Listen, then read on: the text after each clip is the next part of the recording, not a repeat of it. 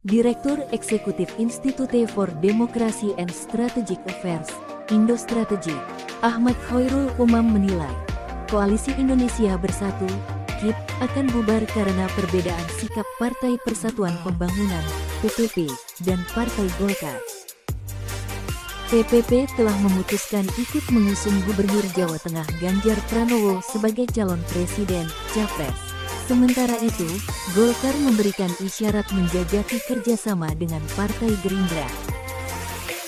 Ini merupakan bukti konkret berakhirnya Koalisi Indonesia Bersatu, ujar Umam.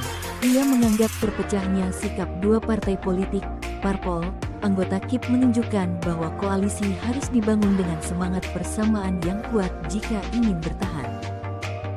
Faksionalisme dan pembelahan di internal KIP itu menyisakan pelajaran berharga, bahwa koalisi yang tidak dibangun di atas kesepahaman platform dan kejelasan tokoh yang akan diusung, sejatinya hanya akan menjadi gimmick politik yang hampa makna. Dalam pandangan Umam, wajar jika PPP merapatkan diri ke PDIP untuk sama-sama memenangkan Ganjar pada pemilihan presiden, Pilpres 2024. Sebab, saat ini partai politik, parpol, yang berhaluan politik agamis tak memiliki tokoh dengan tingkat elektoral yang mumpuni. Maka, untuk mempertahankan diri, PPP harus mencari kerjasama dengan parpol yang mengusung figur nasionalis dengan elektabilitas tinggi. Karena itu jika PPP dan PAN akhirnya merapat ke PDIP dan menjauh dari Golkar dan Gerindra, itu merupakan bagian dari survival interest, ujar dia.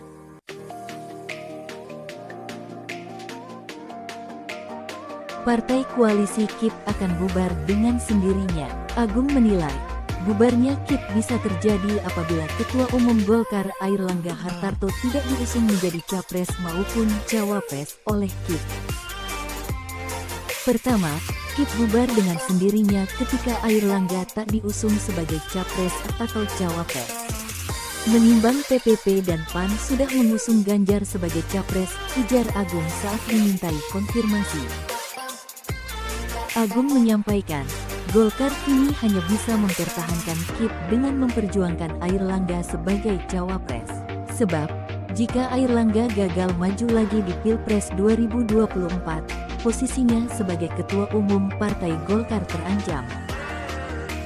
Menimbang sebelumnya mengemuka gonjang-ganjing soal kepemimpinan beliau pasca elektabilitasnya yang tak kunjung naik, ucap dia. Menurut Agung, Golkar akan lebih strategis melabuhkan diri ke Koalisi Kebangkitan Indonesia Raya, KIR, karena Prabowo seperti memberi ruang kepada Airlangga menjadi cawapres. Namun, kata dia, hal itu tetap tergantung pada komunikasi politik bagi Ketua Umum PKB Muhaimin Iskandar atau Cak Imin yang terus meminta jatah cawapres. Karena bila gagal mengondisikan Cak Imin, maka ceruk pemilihmu atau Jatim bisa terancam beralih, ujar Agung. PPP menyatakan mendukung Ganjar Pranowo sebagai capres. Sementara itu, PAN melontarkan sinyal yang sama. Di sisi lain, Golkar kekeh mengusung Airlangga Hartarto sebagai pilihan mereka. Juru bicara Partai Golkar Tanto Yahya mengatakan pihaknya sudah mengantisipasi jika nantinya Koalisi Indonesia Bersatu, KIP, bubar, terutama usai PDIP mengumumkan Ganjar Pranowo sebagai calon presiden, capres, usungannya. Jika nantinya memang KIP bubar akibat tak sepakat soal pencapresan, maka arah koalisi Golkar akan ke Partai Gerindra.